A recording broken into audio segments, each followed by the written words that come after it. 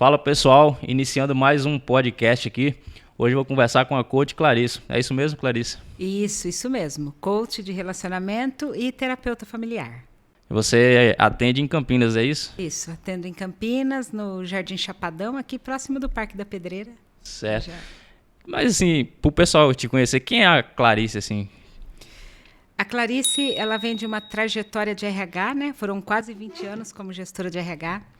E aí, quando eu quis transicionar minha carreira, porque chega uma hora você vai cansando daquele mundo corporativo, das exigências, da politicagem, enfim, tudo que envolve o mundo corporativo. Quando eu resolvi transicionar minha carreira, falei, vou ser coach. E aí fui buscar formação em PNL e formação em coach, que eu entendia ser suficiente para eu atender e fazer um bom trabalho. Como eu tinha aí uma expertise de anos como gestora de RH, falei, serei coach de líderes, porque era algo que eu entendia. Já estava mais ou menos ambientado, né? Isso, alinhada, né, à filosofia.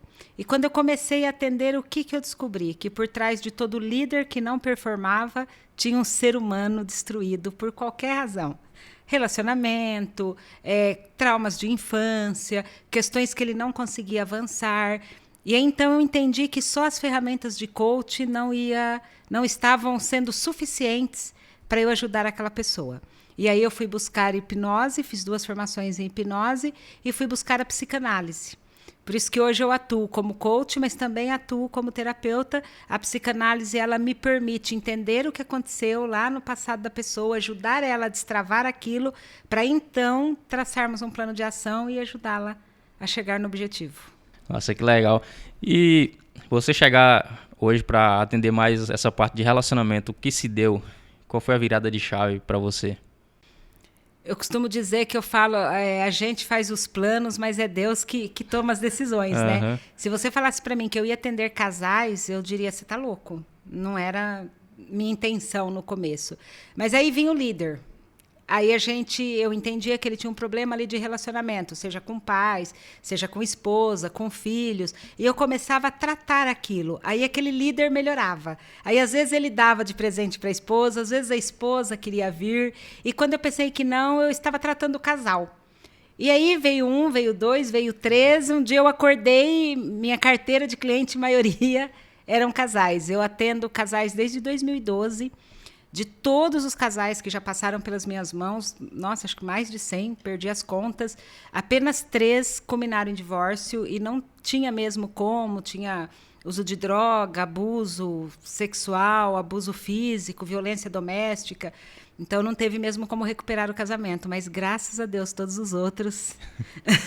Você foi...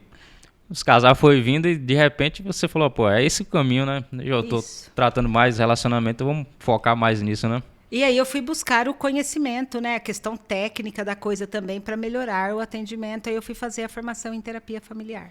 E você tem, desde 2012, já é um tempinho bom, né? Ah, um tempinho bom na estrada. Eu comecei a transição de carreira em 2008.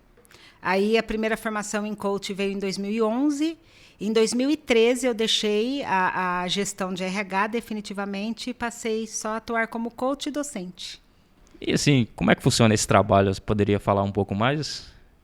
É um trabalho um pouco diferenciado dos coaches que você vê por aí, que eles fecham normalmente pacote de 10 sessões, e diferenciado dos psicanalistas que também começam a atender e não tem tempo. O meu contrato é de 1 ano, as minhas sessões são quinzenais e duram em média 1h30. Então, quando eu fecho um contrato com o cliente, eu acompanho ele 1 ano e além dele estar comigo 1h30 a cada 15 dias, tem toda a assessoria de WhatsApp que você viu aqui antes de nós começarmos. Porque às vezes a pessoa precisa entender o incêndio dela na hora que ele está acontecendo. Às vezes acontece uma situação, sei lá, uma briga com o esposo ou a esposa fez alguma coisa que a pessoa não gostou. 15 dias depois ela vem para a sessão, não é a mesma emoção, ela não lembra mais como foi, ela já ou resolveu ou recalcou aquilo. Então eu sempre falo, não sabe o que fazer, me chama no momento. E aí a gente vai entender o incêndio, as emoções, na hora que elas estão latentes. Então não é só um trabalho aqui, naquela hora que você está aqui com uma pessoa, né? Tem toda uma assessoria, né? Toda uma assessoria. A gente não tem férias, não tem Natal, Ano Novo. Foram muitas viradas de ano que eu virei com cliente no telefone. administrando conflitos, situações, questões inclusive de suicídio. Situações complicadas, né? Mas assim, nesse caso, não afeta o seu casamento, não? Não, a minha família, ela tem muito respeito pelo que eu faço, né? Então tem os momentos, sim, que eu estou dedicado ao meu marido, à minha filha, mas ele já sabe. Às vezes eu estou no cinema, o celular chama. Às vezes está de férias, o celular chama. Aí, óbvio, né? Eu conheço meus clientes, eu sei se aquilo é urgente, se eu preciso realmente responder ou se pode esperar. Normalmente eu dou brevidade. Eu nunca fico 2, 3 dias sem responder. Eu respondo no máximo em 3, 4 horas. Mas tem atividades que eu estou fazendo com a minha família, obviamente, que se não for muito urgente, eu não respondo. Certo. E assim, quem geralmente procura você? É mais o homem ou a mulher? Tem isso ou não tem? Para casamento é a mulher. Né? O homem, às vezes, a maioria dos homens vem como executivo para performar melhor na carreira, aí ele descobre que tem uma questão ali familiar para resolver, aí ele acaba aceitando esta área, mas que vem com o propósito de salvar o casamento, de brigar pelo casamento, via de regra é a mulher. O homem é mais fechado para isso, né? Mais fechado. Mas teve algumas exceções. Vai ser legal. E o que eles falam depois assim de feedback para você? Nossa, é muito gratificante isso. Da pessoa chegar aqui, falar, vou largar, eu odeio, eu não suporto mais olhar para a cara. E aí todos os defeitos do mundo aquela pessoa tem. E aí depois ela fala para mim, nós nascemos um para o outro. Nossa, se não fosse você, o meu casamento teria acabado. Volta e meia eles colocam isso na rede social deles. E eu sempre falo que Deus não divide a glória dele com ninguém. Então, não sou eu, porque quem paga o preço é o casal. Né, quem faz o esforço ali, às vezes eu falo, né, atendo o casal e manda aquelas mensagens grosseiras, e aí eu estou atendendo os dois, aí a gente faz um acordo, olha, você não vai mandar mensagem grosseira. Aí a pessoa printa a tela e manda para mim, que mandou. Então, esse esforço de você respirar fundo, a pessoa manda, eu falo, entenda como um desabafo, releva, não responde no mesmo tom.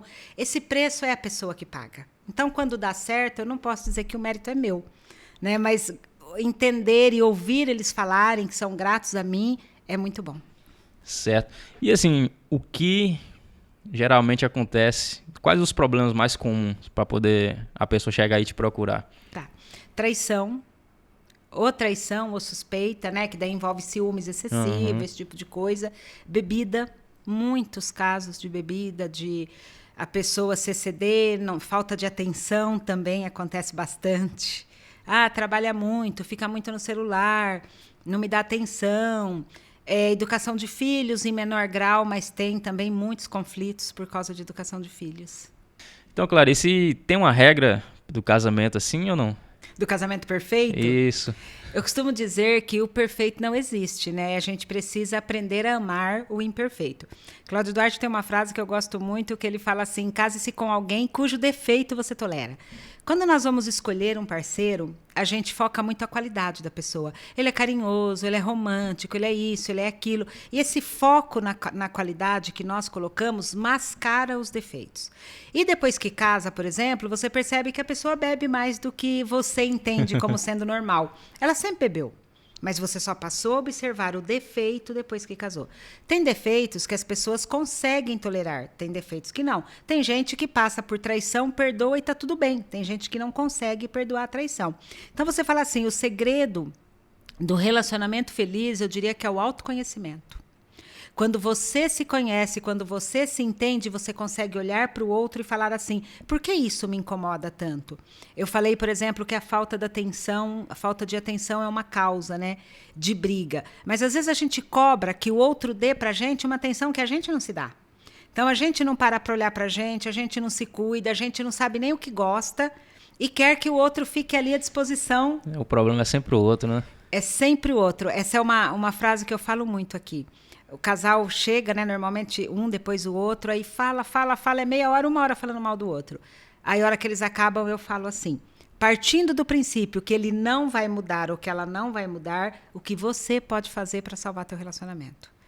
Então, esse olhar para dentro, entender por que aquilo te incomoda, faz toda a diferença. Quantos casais que vieram reclamando de falta de atenção e falaram, Clarice, ele quer ficar no celular? Eu vou no shopping, eu vou tomar um café com as amigas. Quer dizer, você já não transforma mais a vida da pessoa no inferno, né? Porque, de repente, ela gosta de aquário. Então, o hobby dela é passar o sábado mexendo com aquário. Mas você gosta de shopping. Então, assim, você quer ser respeitada no seu direito de ir ao shopping e ainda quer que o parceiro te acompanhe, mas você não respeita ele no direito dele de cuidar do aquário, ou de pescar, ou de jogar videogame. Esse equilíbrio faz toda a diferença e ele só vem com o autoconhecimento. E no caso, assim, você, como trabalha como coach, tem muito de como a pessoa foi criada? Tem isso ou não? Ou não interfere? 100%. 100% a interferência de como ela foi criada, porque é a escola que cada um estudou. Então, às vezes, o rapaz ou a menina vem de uma casa, um lar, que a organização não era prioridade. Então, a casa era desorganizada, tirava a roupa, jogava em qualquer lugar, a mãe ia catando, né, a comida quentinha na hora. E aí casa com alguém que a mãe trabalhava muito, que a pessoa tinha que se virar. E aí depois esses dois juntos, com cultura totalmente diferente, ele vai jogar ele vai deixar a cueca no balcão da cozinha achando que a esposa vai catar e vai pôr no cesto. E aí tem conflitos também, às vezes por questões da infância. Isso, assim, exemplo de cultura familiar. Mas tem traumas também, né? Uma menina que cresceu num lar abusivo, ela tem mais chances de se relacionar com um homem abusivo. E aí, na idade adulta, ela não entende por que o inconsciente dela atraiu aquele homem para ela. Uma vez eu atendi uma pessoa e ela falava assim, por que minha casa vive cheia de gente? Porque final de semana eu quero ficar sozinha com ele enche a casa de amigos, tal. E eu sonhei com uma vida papai, mamãe e filhinha, eu, ele e a nossa filha. Eu falei para ela, conscientemente você desejou isso, mas inconscientemente foi o que você conquistou. Um homem que está sempre voltado aos amigos. Como era a tua infância? E aí ela descobriu que o pai também vivia com a casa cheia de gente, que nunca estava sozinho com a família, tal. É aquilo que marca o seu inconsciente que você vai reproduzir na idade adulta. Certo. E assim, qual a importância de um coach de relacionamento para essas pessoas? Nossa, eu acho que um coach de relacionamento é fundamental. Todo mundo devia ter um coach de relacionamento. Não é porque eu estou puxando brasa para minha sardinha, não, mas o que eu vejo de casamento acabando por bobagem, de você olhar e falar, gente, isso é tão fácil de resolver. Às vezes as pessoas chegam aqui assim já para assinar o divórcio. E aí você começa a conversar e fala, Clarice, era só isso, quantos anos? Eu comecei a atender uma moça em março, ela assinou o divórcio em junho, já estava separada, assinou o divórcio em junho, em outubro eles voltaram.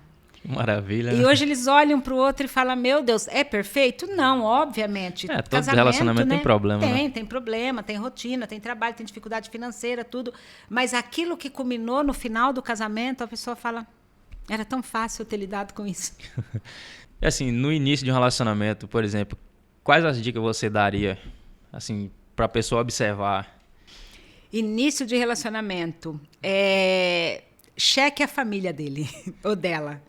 Começou a namorar, pergunta como que foi a tua infância, quantos irmãos, como era tua mãe, como era teu pai. Uma vez a minha filha começou a namorar um rapaz, e aí ela chegou para mim e falou assim, mãe, eu tô namorando um rapaz super bonzinho, ele não sabe falar não para ninguém, nossa, ele é uma graça de pessoa, você vai adorar ele. Eu falei, filha, isso não é bom não? Ela falou, por quê? Eu falei, porque é uma pessoa que não sabe falar não para ninguém, muito provavelmente ela tem uma necessidade de ser amada. Se ela tem uma necessidade de ser amada, é porque ela na infância ela não foi. Dá uma investigada que esse menino tem sérios problemas de relacionamento com pai e mãe. E aí foi investigar e era verdade. Tinha separação, briga na justiça. É uma série de coisas envolvendo. Você consegue... Não dá para fechar, obviamente, um diagnóstico, né? Mas ver as probabilidades de uma pessoa ser abusiva ou não, de acordo com a família que ela foi criada. Na psicanálise, a gente fala que você tem 3 casinhas, que aos 7 anos nós escolhemos em qual nós vamos morar. A casinha do neurótico, a casinha do psicótico e a casinha do psicopata. Então, quando uma criança ela vem de um lar muito disfuncional, muito abusivo, ela pode pegar aquilo para ela, entender que ela é a culpada, e aí ela vai escolher morar na casa do neurótico. A maioria de nós moramos na casa do neurótico. Ou então aquela criança pode olhar para aquela situação e falar, isso não é para mim, eu não dou conta disso, e criar uma realidade paralela. E aí ela vai morar na casinha do psicótico. Ou então ela fala assim, já que eu estou sofrendo, eu vou fazer o outro sofrer. E aí ela vai morar na casinha do psicopata. E essa criança vai ser o seu cônjuge na idade adulta. Uhum. Então é importante você saber qual casinha ela escolheu morar. Porque o neurótico, por exemplo, na idade adulta, ele pode vir, né, dependendo da pressão, desenvolver um toque, uma hipocondria. O psicótico é a esquizofrenia. E o psicopata, ele não desenvolve nada porque ele não recalca nada, né? Ele vai colocando tudo para fora. Então, no caso, se conhecer bastante, né, é importante. Faz toda a diferença. Para quê? Para você saber aquilo que você dá conta. Porque se você vem de um lar onde você não era amado, às vezes não é que não é amado, é como o seu inconsciente entende. Às vezes você vem um irmãozinho e o teu inconsciente entendeu que você foi abandonado. Hoje nós sabemos que os pais amam igual, mas enquanto criança eu entendi não, que eu fui abandonado. E eu cresci com aquilo. Eu tenho muito mais chance de, na idade adulta, eu suportar muitas coisas do meu parceiro só para ser amada por ele. Então, se ele é aquela pessoa que ele me traz uma flor, ele me elogia, ele fala que me ama, depois ele pode me bater que eu vou suportar. Porque ele supre alguma coisa que eu não tive na minha infância. Quando você se conhece e entende isso, você consegue não passar por essa outra parte. É por isso que hoje tem muito relacionamento abusivo, sério. Exatamente. A pessoa que ela fica num relacionamento abusivo, primeiro ela tem uma crença de que ela merece aquilo. Então, todo o sistema de crença dela, ele é destruído no relacionamento abusivo. A crença de identidade, quem eu não sou ninguém. A crença de merecimento, eu mereço passar por isso. E a crença de capacidade, eu não sou capaz de sair disso. Às vezes as pessoas falam, não tem dinheiro, não tem onde morar, não tem... Tudo mentira que o inconsciente conta. Na verdade, é alguma situação lá da infância que está prendendo você num relacionamento abusivo. Aqui eu já vi casos assim, um bate no outro, mas não... Aí o pessoal chega, vai lá, denuncia, faz isso aí, parece que não tem aquela coragem.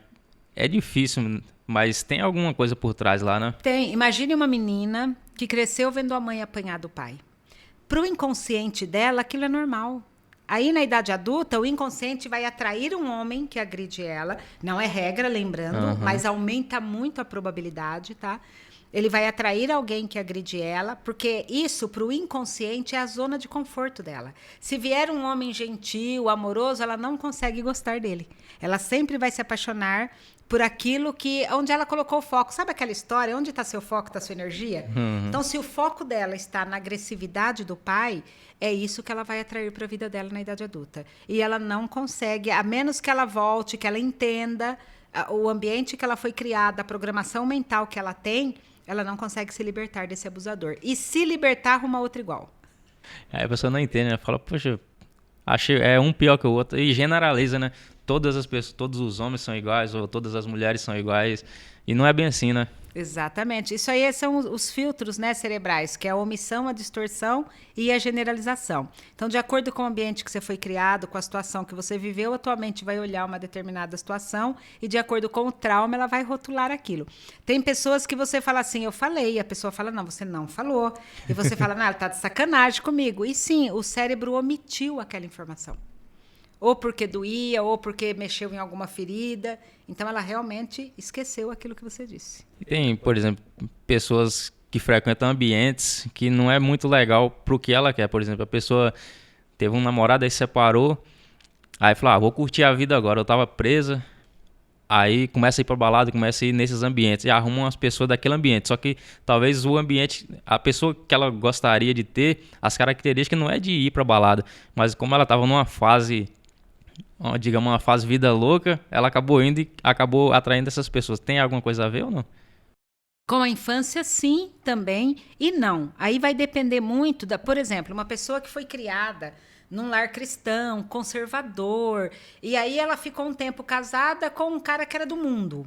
E aí esse casamento acabou, o inconsciente dela, o nosso id, que é o nosso centro de prazer, ele vai levar ela por aquilo que ela experimentou e achou bom. Conscientemente, ela sabe que não é legal, porque na educação que ela teve, onde ela foi criada, ela sabe que isso não é legal. Mas inconscientemente, ela vai buscar aquele prazer temporário. Então, aí não é a infância, mas o momento que ela viveu. Sim. E pode estar ligado à infância também. De alguma forma, a pessoa querer reproduzir. Lembra que eu falei, se você tem uma programação, um pai que bebe, E aí você se envolveu com um cara que bebe e o teu casamento não deu certo. Mas você não buscou uma análise, você não se tratou, você tem uma programação mental para se relacionar com pessoas que bebem. Aonde você vai encontrar essas pessoas? Na balada. E o seu inconsciente vai te levar de novo para esse ambiente. Então pode ser e pode não ser. Assim, o trabalho seu, assim, é só o casal ou envolve alguma coisa dos filhos também? Não tem nada a ver. Não, depende muito. Tem famílias que eu atendo a família inteira, até o ex. Como assim, até o ex? Depende do impacto daquela pessoa na família. Então, por exemplo, eu estou atendendo, hoje a gente chama de família híbrida, né? A mulher se casa com o homem e ela tem uma filha do primeiro casamento e ela tem, sei lá, 3 filhos do segundo casamento. Entendi. E aí o pai daquele primeiro casamento, ele está impactando pela educação, pela cultura que ele está passando para essa filha está trazendo dentro de casa. Então, às vezes, eu acabo entrando, obviamente, quando a família dá abertura, quando a família permite, né? Entendendo qual é o papel de cada um, qual é a responsabilidade de cada um. Às vezes o outro não dá abertura, então você tem que aprender a se blindar, a blindar a tua casa. Então, cada caso é um caso diferente. Às vezes eu atendo só a esposa, porque o homem é cético, ele não acredita em terapia, ele acha que isso tudo é bobagem. É por esse motivo que geralmente é as mulheres que procuram você mais? Hoje nem tanto, tem muitos homens já abertos. Os homens estão abrindo mais a mente, né? Isso, é que o homem ele é mais assim, deu certo, não deu certo. O homem ele não tenta salvar, a mulher que tenta salvar. Sim. O homem, se não tá bom, ele vai embora, conversa com um amigo lá, toma uma cerveja e lida com a dor dele. Né? Agora a mulher ela fica ali, tentando, batendo na tecla até conseguir o que ela quer. E assim, você tem algum exemplo? Normalmente, quando eu uso um caso como exemplo, às vezes a própria pessoa já publicou em rede social, porque são coisas muito impactantes. Mas pensa num casal onde a mãe trabalhava e o pai cuidava dos filhos. Aí esse pai traiu essa mãe. E essa mãe, com muita raiva, mandou esse pai embora. Essas filhas, elas eram apaixonadas por quem? Pelo pai que ficava com elas o dia inteiro ou pela mãe que só chegava de noite? Acho que pelo pai, né? Pelo pai. De repente, esse pai vai embora. Então, essa criança, ela se sente abandonada. O amor da minha vida, porque no inconsciente coletivo da criança e pelo complexo de Electra, o pai é o primeiro amor na vida de uma menina. Então, ela passou pelo primeiro abandono dela. Aí, ela entendeu que ela não quer morar com a mãe, ela quer morar com o pai. Aí, qual mulher traída, que trabalha o dia inteiro para pôr comida dentro de casa, deixa? Obviamente, a mãe dela não deixou, mas inconscientemente, ela começou a transformar a vida da mãe num inferno para morar com o pai. Até que a mãe falou, vai, eu não aguento mais você, vai morar com teu pai. E aí, quando ela foi, o pai já tinha outra esposa, o pai já tinha outra família, e o pai não quis ela, devolveu. Aí, o segundo abandono. Aí eu pergunto para você, essa pessoa acredita no amor? Acho que não, né? Não. Aí, com 15 anos, não suportando mais a casa da mãe, ela se envolveu com uma pessoa e essa pessoa era completamente apaixonada por ela. Mas ela acreditava no amor? Não. Aí ela começou a testar o amor dessa pessoa. Eles se casaram, tiveram filhos, tudo, mas ela testava tanto o amor dessa pessoa que ela meio que levou essa pessoa à loucura. Quando eles vieram para terapia, tinha agressão, ele batia nela, ela batia nele. E aí, pensa para essa criança entender que ela deu causa a tudo isso. Então, assim, eu falo que esse é um processo muito difícil da terapia. Quando você começa a entender que você, mais do que ter atraído aquilo para a tua vida, porque tem coisas que, meu pai bebia, eu tenho chance de atrair alguém que bebe, é uma situação. Mas mais do que atrair, ela forçou uma situação. E vários casos, assim, que às vezes o pai batia na mãe e a pessoa casa com um homem bom e ela transforma a vida do cara no inferno para ver se o cara bate nela, sabe? Vai provocando, vai provocando, vai provocando. Por quê? É a programação mental dela que ela tem da infância. Por isso que eu falo que o autoconhecimento é fundamental. E tem aquela situação também da pessoa ter uma crença e ela arruma uma pessoa que gosta dela, que tá tudo certo, mas algum trauma dela faz com que ela abandone primeiro. É questão de traição, eu já ouvi isso em algum lugar. Pode ser questão de traição, mas pode ser questão de abandono familiar. Então, às vezes, assim, por exemplo, a mãe trabalha muito, deixa o filho com a avó. Ou então, separação familiar, a mãe vai embora, ou o pai vai embora com outra mulher. Aquela criança entende que ela não é amada, que ela não merece ser amada e que ela nunca vai ser amada. Então, quando ela se relaciona com alguém, para o inconsciente dela é tão fato que a pessoa vai abandonar ela em algum momento que ela abandona primeiro. Ela larga primeiro. Quando ela percebe que ela está começando a se envolver, ela termina o relacionamento. E eu vi uma pesquisa, não sei se eu tô certo, que eu não sei se é no Brasil, a cada 13 casamentos, um acaba em divórcio, isso é verdade? Infelizmente, sim. E esse indicador aumentou muito na pandemia. Pandemia, né? Porque os casais não se conheciam, né? Trabalhava, saía cedo. Teve que ficar todo mundo em casa e Exatamente. complicou. Os casais trancados juntos, os defeitos passaram a ter peso 2. Aquilo que me incomodava, mas era só final de semana, passou a me incomodar todos os dias. Então, esse indicador aumentou muito mundialmente na pandemia. Isso, mais uma dica para quem passou por essa situação na pandemia, assim, o que fazer? A pergunta que eu sempre falo, eu acho que é a pergunta de ouro. E não é só em relação ao marido, não. Em relação a tudo na tua vida. Sempre que alguma situação te incomodar, te tirar da casinha, olha para você e pergunta, por que isso me incomoda tanto? Porque, como eu sempre falo para meus clientes, tudo que te incomoda é problema seu. Se eu pegar a tua mão, por exemplo, e bater aqui, você não vai sentir nada. Agora, imagine que tem uma ferida aí latente, infeccionada, cheia de pus, e eu faço o mesmo toque. Vai incomodar, né? Vai incomodar. Então, se o que a outra falou, se o que a outra fez te incomodou, muito provavelmente ela mexeu em alguma ferida sua. Então, o importante é olhar mais pra gente, né? O não tempo só todo. Colocar a culpa em alguém, né? O Porque tempo tem gente todo. assim, você sabe, né? Você lida com isso. Tem gente que sempre o outro fez algo de errado. Ela sempre é perfeita, né? Eu falo, é o alecrim dourado da relação, né? Não faz nada. Meus clientes mais ouvem de mim olha para dentro, você está muito no externo, para de olhar para fora, aí fora não tem resposta, olha para dentro, busca dentro de você, porque isso está te incomodando, quais são as opções que você tem para se blindar. Porque pode ser que o outro muda e pode ser que não. Como eu digo aqui, as pessoas não mudam por nós, elas mudam através de nós. Então imagina, por exemplo, você tem irmãos? Tenho. Tem. Quantos irmãos você tem? Eu tenho um. Você tem um. Imagine que você tivesse 2 irmãos. E um fosse muito brincalhão, fosse muito extrovertido e o outro fosse extremamente fechado. Os 2 são irmãos, os 2 criaram juntos, filhos dos mesmos pais. Você trataria os 2 igual? Você não ia tratar os 2 iguais. Aquele que é divertido, você ia brincar, você ia chegar contando piada, tirando sarro. E aquele que é reservado, você seria reservado com ele. Aí eu pergunto, é você que tem dupla personalidade? Não. Nós reagimos ao outro. Então, se você quer que o seu parceiro mude, você tem que mudar. Porque quando você mudar o teu comportamento, ele vai mudar. Imagine que o teu irmão que é fechado ou reservado, de repente fica brincalhão. Automaticamente você vai mudar o seu comportamento. Num casamento é a mesma coisa. Quando você muda o seu comportamento, imediatamente o seu parceiro muda também. Às vezes eles vêm aqui e falam, Clarice, você falou. Eu falo, não falei nada, não, mas está tão diferente. Eu falo, porque você mudou, ele está respondendo à sua mudança. Essa questão de mudança não tem a ver com casamento, com relacionamento assim, mas tem a ver com meu irmão. Eu não tinha hábito de ler. Aí eu comecei a ler. Comecei a aprender inteligência emocional. Aí o pessoal falava que era bom ler, eu comecei. Eu gostei, só que meu irmão também não gostava de ler. Aí eu comecei meio que pegar no pé dele, você tem que ler, pô, naquela empolgação. Aí um dia ele virou pra mim e falou, cara, você nunca gostou de ler, agora fica mexendo o saco aí, velho. Aí depois eu pensei, poxa, eu tenho que ler pra mim, né? Eu não tenho que ficar querendo que a pessoa mude porque eu tô querendo mudança. Comecei a focar em mim, aí depois ele começou a ver que eu tava evoluindo em algumas coisas. Aí ele ligou pra mim e falou, cara, manda uns livros aí pra mim. Porque ele mora em outro estado, sabe? Manda uns livros aí porque eu também quero. Então acho que faz todo sentido, Ele né? viu a sua mudança. É igual aquela mãe que todo domingo arrasta os filhos para a igreja e a semana inteira eles não vêm alorar. Só grita. Não, grita, fala mal dos outros, xinga, e aí domingo vão para a igreja. Nunca que essa criança vai ser cristã. Complicado. Porque não tem a questão do exemplo. Relacionamento. Às vezes, as pessoas...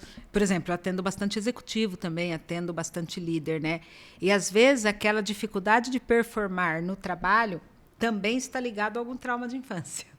Tudo que está acontecendo na nossa vida hoje é resultado do que nós vivemos do 0 aos 7 anos de idade. Então, é muito importante você olhar para essa fase da tua vida e entender quais foram os traumas, os recalques, e para então você deslanchar a tua vida na idade adulta, tanto na área profissional quanto na área pessoal, relacionamento com o filho. O que eu atendo de pais repetindo com os filhos o que os pais faziam na infância, e é engraçado que eles falam assim, mas nunca que eu faço, imagine, minha mãe fazia, eu odiava isso, nunca que eu grito com meu filho. E o marido olha e fala, aham. Porque a pessoa é inconsciente, ela faz e não vê que está fazendo. Então, assim, falar dessa questão de como trata os filhos também é importante. Tudo. Até para ter filho, eu acho que você precisa entender o teu histórico pessoal, porque você vai repetir com teus filhos aquilo que você viveu na infância. E geralmente os filhos repetem padrão, é assim que fala, né? Isso, você vai repetindo o padrão. Então, faz sentido, então, aquilo que você falou. Uma criança cresce vendo o pai bater na mãe, aí no futuro meio que arruma um parceiro ou a parceira para mais ou menos... Exato, para reproduzir aquele ambiente. Aí os filhos desse casal vai ser criado no mesmo ambiente. Na idade adulta eles vão reproduzir o ambiente. Uhum. E os netos e os bisnetos, até alguém entender e falar, eu vou quebrar esse padrão. Né? Eu não quero mais isso, não é porque o meu pai bebia que eu tenho que me relacionar com alguém que bebe, e você muda aquilo na tua mente, e aí sim você encontra a pessoa certa, a pessoa que você queria e não a que o seu inconsciente estava buscando. E assim, quando você começa a mudar essa percepção, porque, por exemplo, tem pessoas que tá no automático, encontra alguém, começa um relacionamento, meio que fica cego os defeitos, igual você comentou. E quando a pessoa abre os olhos, ela começa a analisar demais. Tem uma medida certa para a pessoa fazer isso ou não? Não, o analisar demais, quando a pessoa também não fica com ninguém, porque ninguém é bom para ela, também ela tem uma questão que ela precisa trabalhar. Uhum. Porque quando você se conhece, você tem uma régua de tolerância. Isso eu dou conta. Eu sempre conto essa história, né? Que eu falo que eu acho lindo homem romântico, que dá flor, que abre a porta do carro, que dá presente. E eu brinco, o app do romântico não veio no meu marido.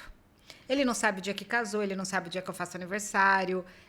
Nunca. Eu não consigo imaginar meu marido numa loja comprando um presente para mim. Nos primeiros anos de casamento, eu tenho 23 anos de casada, nós brigávamos muito, porque eu falava, você esqueceu meu aniversário, isso é inadmissível. Mas quando eu passei a me conhecer e eu passei a perguntar por que isso me incomoda tanto, aí eu passei a pôr foco nas qualidades que ele tinha. E hoje, Clarice, ele esquece, eu nem espero mais que ele lembre, eu sei que ele não vai lembrar, então eu não crio expectativa. E eu não sofro. Nós nunca tivemos, por exemplo, um jantar romântico. Por muitos anos eu sonhei com isso. Ele não vai dar, então... Por que eu vou ficar sofrendo e transformando a vida dele no inferno? Então, você olha para você vai lá na tua infância, você entende em que momento você programou que aquilo era importante e você consegue ressignificar isso e parar de sofrer por causa disso. E tem essa questão, eu também vi isso em algum lugar, sobre o modelo da pessoa. Tem pessoa que é mais visual, outras é mais auditiva, mais sinestésica. Isso interfere, por exemplo, a pessoa é muito visual, ela gosta de ver o marido chegando, fazendo toda aquela cena. Já tem outras pessoas que gostam de ouvir muita coisa, ouvir eu te amo, e tem pessoas que nunca falou eu te amo e isso incomoda, igual você comentou aí. Tem a ver também? O ser sinestésico, visual ou auditivo, não. O impacto dele no casamento é pouco. Por exemplo, o sinestésico é aquela pessoa que ele se dá bem com todo mundo, né? É a pessoa do toque, do sentir e tal. Mas o visual e o auditivo é onde tem um pouco mais de conflito, porque o visual, ele tem a necessidade do olho no olho, e o auditivo não olha no olho de ninguém. Então, tem ali um ponto de conflito, mas isso não chega a acabar um casamento. O que muitas vezes dá conflito a ponto de acabar são os temperamentos. O sanguinário, o colérico, o fleumático. Esse sim, muitos casamentos chegam aqui, eu olho e falo, nossa, esse é colérico, esse é fleumático. Explica um pouco melhor essa questão aí. Temperamento é a forma como você lida com a sua raiva. Então, por exemplo, o fleumático, ele é aquela pessoa calma, aquela pessoa tranquila, demora para ele ficar com raiva e às vezes ele dissipa a raiva rápido. O colérico é aquele cara que ele fica com raiva muito rápido, ele se inflama muito rápido, mas passa rápido. O sanguinário, ele vai levando. Ele vai levando. Vai empurrando com a barriga, igual fala. Aquela raiva, ele vai alimentando aquela raiva.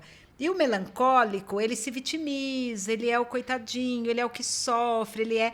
Então, quando você tem dois temperamentos muito opostos no casamento, e aí por isso que eu falo da questão do autoconhecimento, porque é lindo o casal falar assim, eu sou colérico, ele é fleumático, a gente se entende, porque os dois se conhecem. Então, quando o colérico inflama, o fleumático fala, daqui a pouco vai passar. Quando o fleumático fica, o colérico fala, ele é assim mesmo, não adianta eu ficar com raiva. Então, quando os dois se conhecem e conhecem o outro, um ao outro, fica mais fácil. Certo. E para a galera que quer conhecer mais o seu trabalho, onde encontrar você, contatos, essas coisas, tem como deixar? Sim, Insta, coach_Clarice Leal. E o telefone de contato, 19982920288. Mas se você não anotou, é só ir lá no link da bio, que ele manda direto pro meu WhatsApp. Opa, com certeza. E assim, você atende online também? Como é que... Atendo online e atendo presencial. Atendo online pessoas de vários estados, até de fora do país. E assim, como um casal manter o equilíbrio entre trabalho, entre família, essas questões todas, o que você poderia falar? Prioridade. Você precisa entender o que é prioridade. Tudo, na psicanálise a gente fala, tudo que é demais, né? Todo excesso esconde uma falta. A pessoa que trabalha demais, ela está disfarçando alguma coisa. A pessoa que é família demais, ela está disfarçando alguma coisa. Então, é preciso ter um equilíbrio. E no relacionamento, eu sempre falo, né? A pirâmide do relacionamento, primeiro Deus. Por quê? Uma frase que eu amo, que viralizou. A forma de relacionar com Deus muda a forma de relacionar com o mundo. Então, quando você tem um relacionamento com Deus, o meu marido ele tem uma fala que eu acho muito legal. Ele fala para mim, eu não sou fiel a você, eu sou fiel a Deus.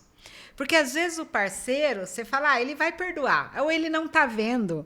Agora, Deus, você sabe que ele está em todos os lugares, que ele é onipresente, onipotente, ele está vendo tudo. Então, traga Deus para o seu casamento, priorize primeiro o casal e depois os filhos. Porque o filho, ele é como um diplomata negociando com duas potências. Então, é um tal de, a mãe põe o filho de castigo, o pai pode sair, o pai fala pode, aí a mãe briga com o pai, e aí vem o conflito. Então, tenha prioridades. E o trabalho, a mesma coisa. Se o seu trabalho não demanda, por exemplo, eu sou médica, estou de plantão. Aí a família vai entender, né? Eu atendo meus clientes muito fora do horário de trabalho. A minha família entende. Mas quando eu falo, esse é o tempo da minha família, esse é o tempo da minha família. Então, por exemplo, eu chego 9 horas da noite, entre 9 e 10 na minha casa. Eu tomo um banho, eu deitei, esse tempo é do meu marido. Enquanto ele estiver acordado, eu não vou olhar o celular. Como ele sempre dorme primeiro que eu durmo em média 1h30 da manhã, depois que ele dorme, aí sim.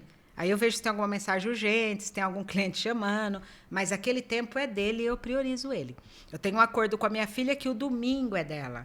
E aí, aos domingos, então, toda a minha atenção é voltada a ela, eu não fico toda hora no celular. Eu vou olhar o celular ali de hora em hora, a cada 2 horas. Eu sempre olho, porque o meu trabalho também é algo importante. Mas ele sabe que o tempo deles é deles. Então, você separar isso e saber colocar a régua, né, para dividir, faz toda a diferença. No caso, assim, hoje, com essa questão de rede social, o quanto isso impacta na vida dos casais, da família em geral? Impacta de várias formas. Tanto impacta na questão de tempo, porque o que eu atendo aqui de gente que fala, ele só fica no celular. Como impacta na questão de traição, que a pessoa acha que porque o outro está no celular está traindo, porque eu vi uma mensagem, porque tá seguindo uma mulher. Eu descobri, gente, atendendo, porque para mim isso é tão surreal que você curtir a foto de uma pessoa, você pode estar interessado nela. E começou a vir muita reclamação para mim. Porque eu acho que ele está de casa. Eu falo, mas por que você acha? Porque ele curtiu a foto dela. Eu falo, gente, eu curto foto de tanta gente. Né? Então, assim, são coisas que a sociedade vai criando. Então, ela impacta pela questão da traição, mas ela impacta também pela questão da informação. Imagine um cara que fica o dia inteiro, que segue um monte de blogueirinha gostosa, que faz propaganda de academia, de shakes para emagrecer, e de noite ele olha para a esposa dele. Ele vai ser um eterno insatisfeito. Então, também a rede social atrapalha. A gente precisa filtrar muito bem o que a gente vê na rede social.